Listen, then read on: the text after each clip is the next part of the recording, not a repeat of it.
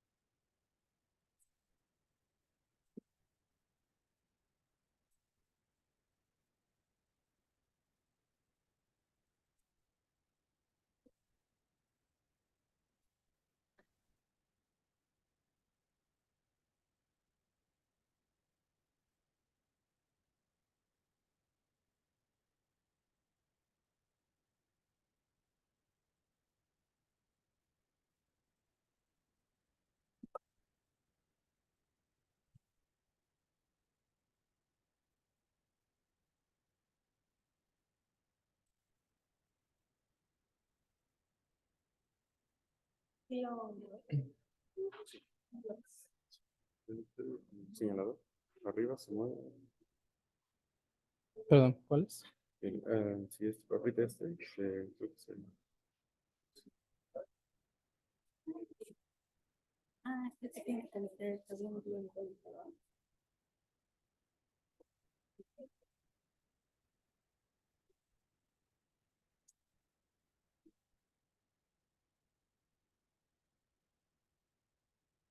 Bueno, no te preocupes, lo señalo aquí en mi computadora.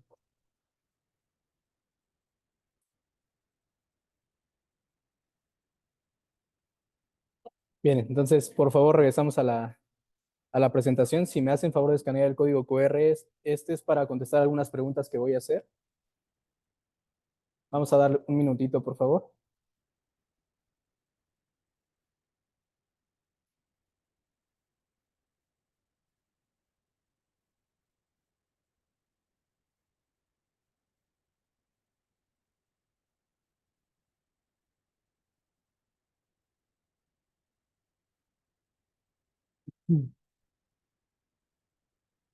Bueno, yo creo que vamos a ir empezando. Entonces, los datos del paciente, vamos a empezar. Es una femenina de 36 años de edad, originaria y residente de la ciudad de Puebla, de escolaridad, licenciatura en Derecho, ocupación servidora pública, estado civil, casada, religión católica. Respecto de los antecedentes, no vamos a mencionar todos, simplemente alergias negadas, enfermedades crónico-degenerativas negadas, quirúrgicos, tiene 3, apendicectomía a los 23 años, una cesárea a los 27 y una cesárea más OTB cuando tenía 30 años, ¿de acuerdo? Ahora, vamos a empezar rápidamente con el padecimiento actual. Esto se desarrolla en agosto del 2021. El día 19, la paciente presenta cefalea y sensación de sentirse rara. Esto respecto del interrogatorio que se hizo a los familiares. El día 20, la paciente inicia con mialgias, artralgias, indiferencia al medio y abulia. ¿De acuerdo? El día 21, la paciente progresa con astenia, náusea y en consecuencia anorexia. Cabe destacar, obviamente, que la paciente, creo que lo más relevante del padecimiento actual en este periodo, es que los familiares refieren que la paciente presentaba periodos de ausencia y episodios de risa sin ningún estímulo. A esto me refiero, al referir de los familiares, la paciente estaba platicando con ella y de repente iniciaba a fijar la mirada de un lado para otro y posteriormente iniciada con risa sin estímulo, ¿de acuerdo? Eso es lo que obviamente le llamó más la atención a los familiares. Y ese es el motivo por el cual con nosotros el día 22 de agosto del 2021 acude al triage de urgencias, ¿sí? Lo único que se encuentra originalmente, inicialmente en urgencias es desorientación en espacio. De acuerdo a lo que se refiere en las notas, pues bueno, la paciente traía unos exámenes de laboratorio por externo donde se evidenciaba positivo a salmonela, se le dio un tratamiento con un antibiótico a base de quinolona y fue egresada, ¿de acuerdo? Bueno, ese mismo día, el domingo 22 de agosto del 2021, después de ser egresada de urgencias, la paciente ingresa al área de choque de nuestro hospital por presencia de síncope, crisis convulsivas tónico-clónicas generalizadas de duración no especificada y un traumatismo craneoencefálico secundario a la caída posterior a lo de las crisis, ¿de acuerdo? Entonces, al momento del ingreso, lo relevante de la exploración física es que aún presentaba movimientos anormales, la escala de coma de Glasgow estaba en 9 y no había respuesta verbal, las pupilas estaban mióticas, hiporreactivas, la mirada conjugada se encontraba hacia la derecha y había una rigidez en las extremidades. Ahora, me gustaría que ustedes contestaran respecto de lo que ya dijimos del padecimiento actual y toda la exploración física que encontramos. Nada más lo relevante, estas son las tres opciones. Ya ingresaron al código QR, ¿no? Entonces, me gustaría que contestaran cuál ustedes creen que sería el manejo inicial en este paciente, por favor. Actualmente tenemos 10 conectados, 11. Vamos a dar 30 segundos, por favor.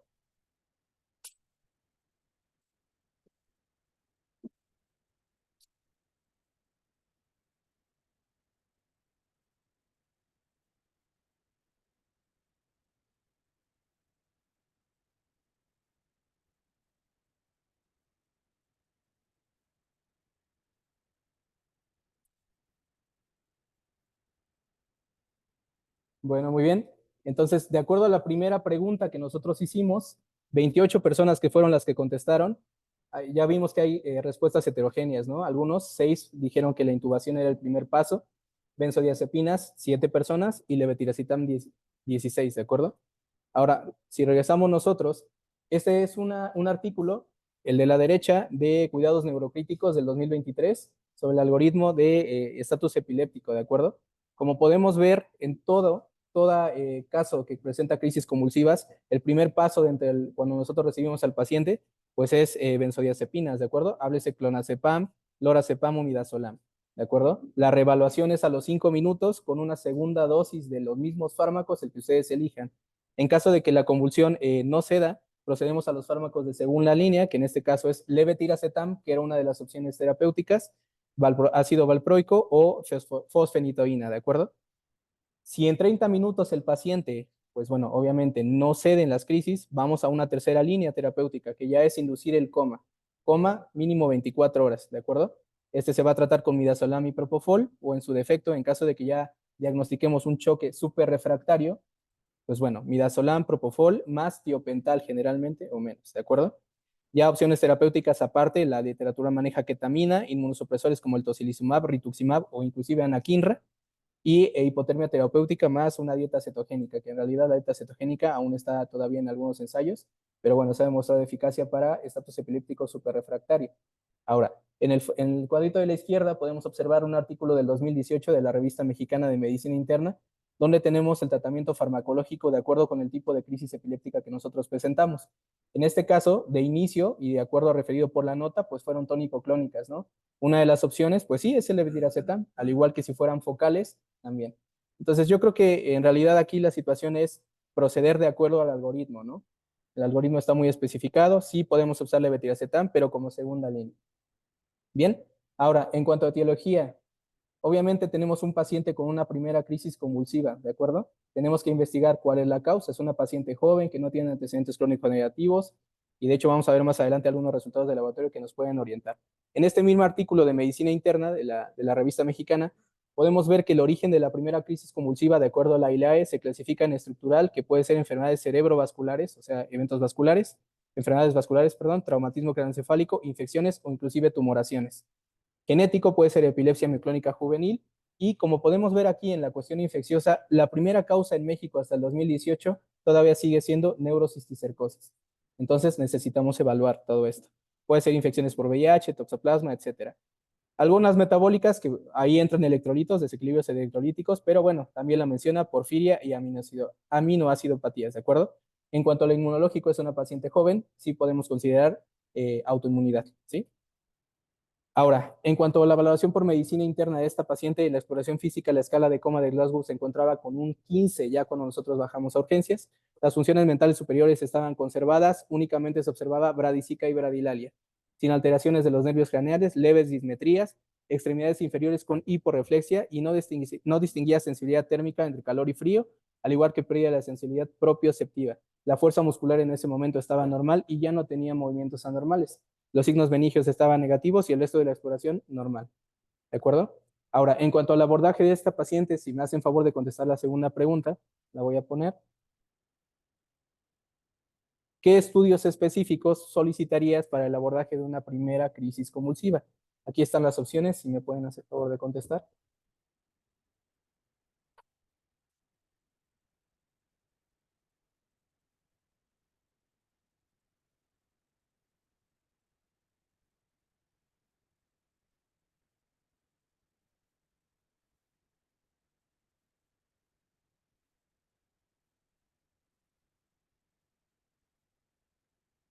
Vamos a dar 10 segundos más, por favor.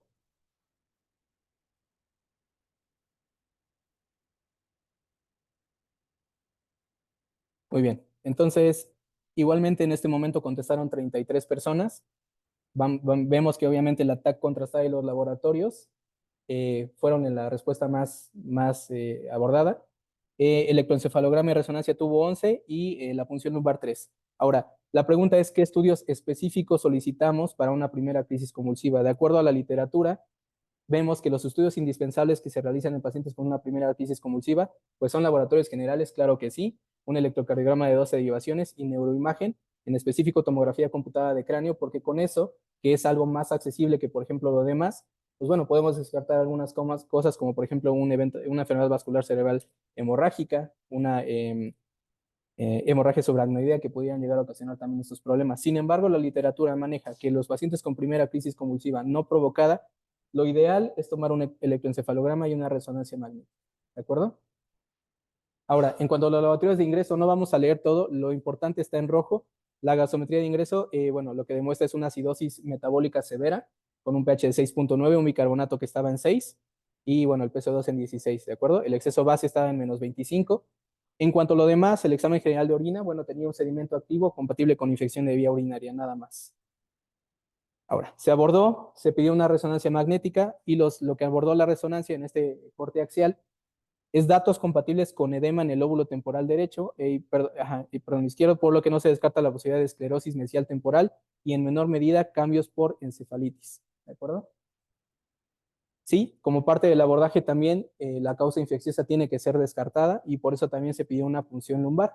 El líquido cefalorraquídeo salió turbio con hiperproteinorraquia, los leucos se encontraban de 5 a 10, los mononucleares del 90%, la glucosa estaba en 77 cuando recordemos que la sérica estaba en 117 y los eritrocitos tenía de 10 a 12 por campo. Entonces, en base a todo lo que ahorita dijimos, ¿cuál es su principal sospecha diagnóstica de acuerdo con esta punción lumbar? Si me hacen favor también de contestar. Ahorita la cambio.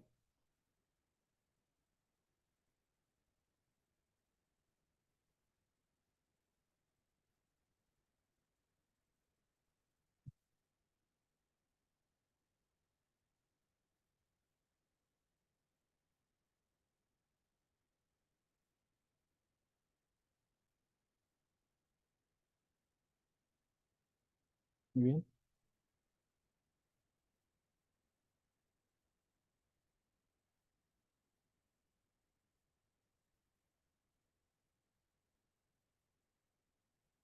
Ok, bueno, hasta el momento tenemos 29 respuestas.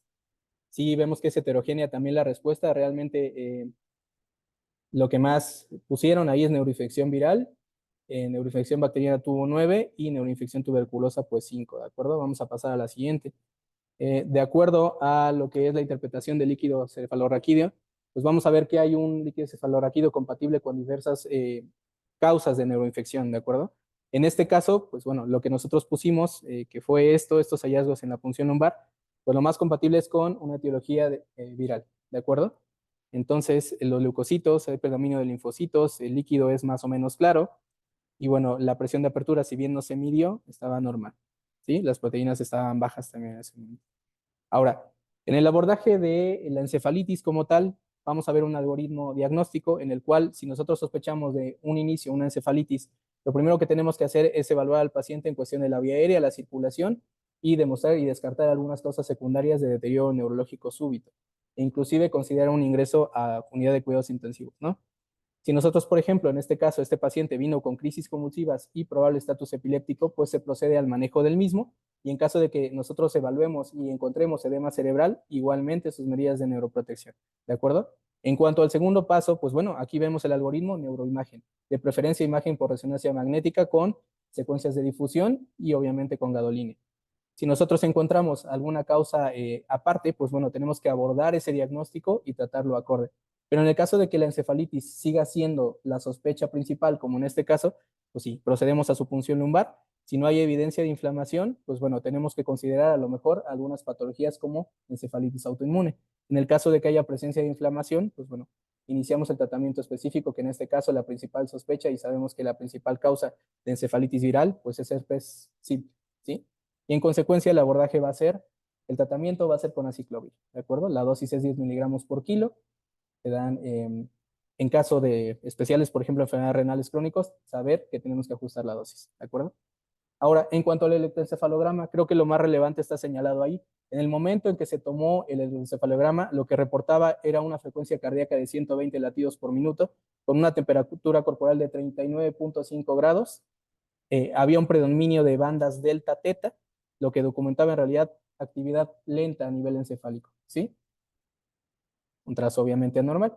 Dentro del abordaje también en la punción lumbar se solicitaron bandas oligoclonales en líquido cefalorraquídeo que se encontraron ausentes en ese momento.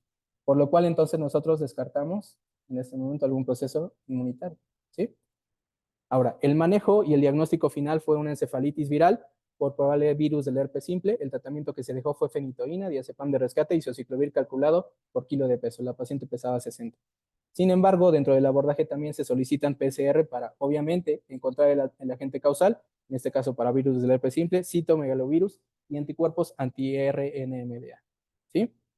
En la evolución clínica del paciente, la verdad es que estuvo con nosotros bastante tiempo, la evolución fue tórpida, en realidad tenía episodios donde mejoraba y de nuevo empeoraba. Sin embargo, lo relevante lo tratamos de poner aquí. El 30 de agosto la paciente se encuentra con estupor pese al tratamiento ya establecido y no se descartaba en ese momento un estado epiléptico no convulsivo. En cuestión de la imagen por resonancia magnética, bueno, el proceso neuroinfeccioso estaba presente y, bueno, el principal diagnóstico era un reforzamiento leptomeningio y a considerar una encefalitis fulminante, ¿sí? Ahora, como parte del tratamiento también, si nosotros consideramos ahora que tiene un sobreagregado, pues bueno, se agregó al tratamiento valganciclovir para cubrir citomegalovirus. ¿Mm?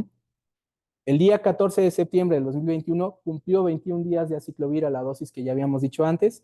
La evolución, como lo dije, tanto fue tórpida como también al final empezó a mejorar, pues fue dada de alta, ¿sí? Se dio de alta, se estableció una encefalitis por herpes simple, se dio tratamiento y fue a casa. El 7 de septiembre del 2021 la paciente regresa con afasia, Brudzinski positivo, Babinski negativo, temblor fino, mioclonías faciales probablemente involuntarias, acaticia en la extremidad inferior derecha. El día 8 de septiembre se inicia nuevamente aciclovir, 500 miligramos cada 6 horas por 14 días y metilprednisolona a dosis de 125 miligramos durante 5 días. El trazo del nuevo electroencefalograma demostraba un patrón de baja amplitud con predominio de ondas delta y este patrón que se llama cepillo delta, ¿sí? Extremo. El 12 de octubre, la paciente deterioró neurológicamente pese al tratamiento con aciclovir y con prednisona, se intuba por datos de insuficiencia respiratoria y es ingresada a cuidados intensivos. Sin embargo, pese a la sedación, la paciente continuaba con estatus epiléptico y algunos movimientos anormales. Eso fue el 31 de octubre. El abordaje diagnóstico en este momento, entonces tenemos un estatus epiléptico superrefractario y un nuevo episodio de encefalitis. ¿Cuál sería el diagnóstico diferencial que ustedes consideran en este momento? Si me hacen favor también de contestar.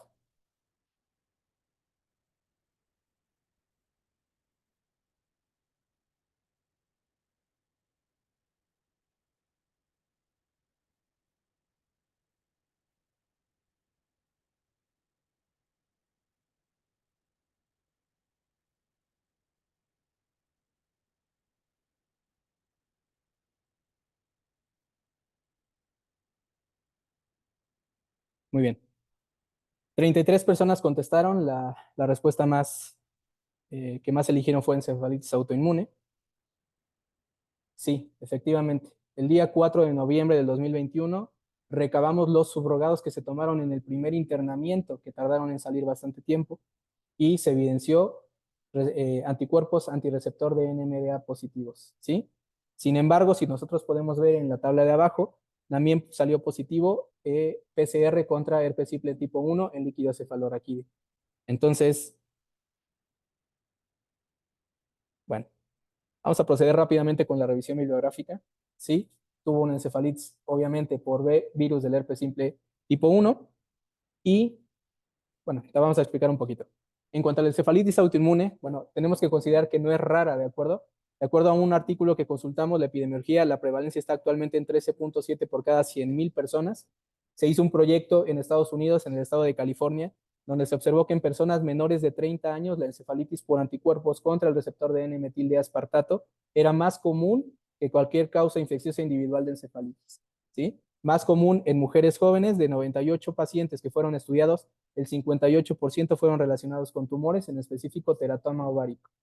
Entonces, lo importante de esta situación es considerar que el diagnóstico de encefalitis autoinmune es igual ahora, debemos de sospecharlo al igual que una encefalitis viral, ¿sí? En el mismo porcentaje, sobre todo en pacientes pues, jóvenes.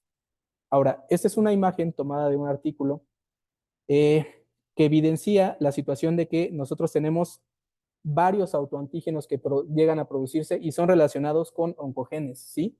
Pueden ser antígenos sinápticos, antígenos para la superficie celular, antígenos intracelulares y algunos que afectan la mielina. En específico, nuestro caso, pues es NMDRA, que es un autoantígeno que afecta la sinapsis cerebral y bueno, tiene alguna asociación, como ya lo dijimos, con oncogenes, que puede ser en este caso teratoma ovárico. Este es un esquema donde nosotros vemos los autoanticuerpos que se pueden detectar tanto a nivel sérico como a nivel de líquido cefalorraquídeo. Sin embargo, la literatura maneja que los más específicos, pues sí, son en líquido cefalorraquídeo. Estos autoanticuerpos afectan la subunidad GLU-N1 del receptor NMDA. Aquí podemos ver abajo un esquema más o menos del receptor, donde lo importante de que debemos de llevarnos de esto es que se ha observado que enfermedades psiquiátricas, por ejemplo esquizofrenia, también se activan por autoanticuerpos contra ese mismo receptor y al igual pacientes con neurolupus también pueden ser afectados. Entonces, si por ejemplo el paciente se afecta el GLUN1, pues bueno, las manifestaciones son hipofunción a nivel cerebral y en consecuencia disfunción glutamatérgica, ¿sí? Y en cuestión, si se unen a los otros receptores, como puede ser el GLU2, GLUN2A, pues bueno, al contrario, hay una hiperfunción y esto se observa en pacientes con lupus o neurolupus en realidad. Entonces, el campo de estudio, sobre todo en la psiquiatría, está siendo bastante amplio en este momento para buscar dianas terapéuticas contra este receptor, ¿sí? La edad promedio de apariciones a los 21 años, hay predominio de mujeres en una relación 4:1, la infección por el virus del herpes simple, y esto es lo importante de este caso, en el sistema nervioso central también puede desencadenar la producción de autoanticuerpos IgG contra este receptor hasta en un 27%, y la literatura habla que dentro de las primeras 16 semanas posteriores al término del antiviral, ¿sí? Nosotros vemos aquí una tabla donde podemos ver y observar prácticamente la evolución de la paciente, ¿sí? Esta es una descripción más o menos de la historia natural de la enfermedad de la encefalitis autoinmune que se desarrolla en semanas y tiene tendencia al empeoramiento. Si vemos aquí en el cuadro amarillo, pues es un pródromo viral que va acompañado de manifestaciones psiquiátricas, ansiedad, paranoia y retraimiento social, disfunción severa cognitiva y luego progresa a movimientos anormales, generalmente discinesias orofaciales, ¿sí? Distonía y coreatetosis. Y posteriormente, pues bueno, estados epilépticos. Entonces, prácticamente nuestro paciente pues cumplía con eso. En cuestión del tratamiento lo vamos a sintetizar en esta imagen. ¿Qué debemos de solicitar? Como ya lo dijimos, imagen por resonancia magnética, pues sí, el estudio de la punción lumbar, el electroencefalograma y siempre a toda paciente con encefalitis autoinmune hacer un screening para cáncer, ¿sí? El tratamiento de primera línea que se dio en este paciente fue metilprednisolona intravenosa, dosis de 1 gramo por 5 días. Como no mejoraba, se dio el tratamiento con inmunoglobulina intravenosa también. Y bueno, no ocupamos plasmaféresis en ese momento, pero bueno, como la paciente al final no respondía, el tratamiento que se eligió fue rituximab, ¿sí? Y eso hizo que mejorara la paciente. Actualmente la paciente pues se encuentra funcional, está en seguimiento con nosotros Y bueno, lo importante de este caso es, vuelvo a repetir, considerar que el diagnóstico de encefalitis autoinmune puede ser o debe de ser considerado al mismo nivel que una encefalitis viral en estos momentos. ¿Sí? La pregunta y el interrogante aquí es, ¿la paciente tuvo desde el principio encefalitis autoinmune? ¿Fue desencadenada por el herpes o fueron concomitantes? Que yo creo que eso es lo más interesante de este caso. Al final de cuentas, el tratamiento se dio y como vuelvo a repetir, la paciente se encuentra en este momento funcional y está en seguimiento por neurología. Muy bien.